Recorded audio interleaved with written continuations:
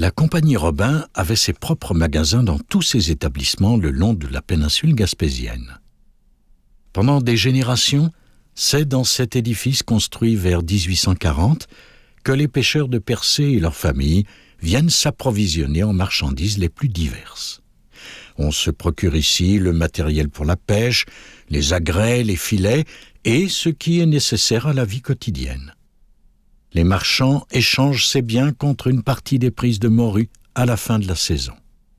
À l'arrière du magasin, le gérant conserve précieusement les livres où les comptes sont tenus avec rigueur.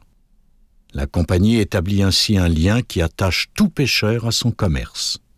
En effet, les prises de morue sont rarement suffisantes pour rembourser toutes les dettes, enfermant les familles dans un cycle de dépendance.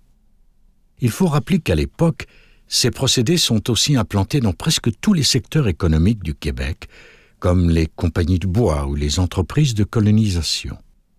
Cependant, ici, l'implacable système mis en place et sa dureté même ont marqué davantage la mémoire collective. Avec les années, ce type d'établissement a développé le commerce de détail en s'adressant à une plus large clientèle. Le magasin de Percé est même déplacé, quittant le rivage où il se trouvait pour s'installer ici, près de la route principale. Sa façade est alors décorée pour l'adapter au goût du jour. Quand plus tard la compagnie Robin délaissera ses activités maritimes, elle ne conservera un temps que ses magasins de vente au détail.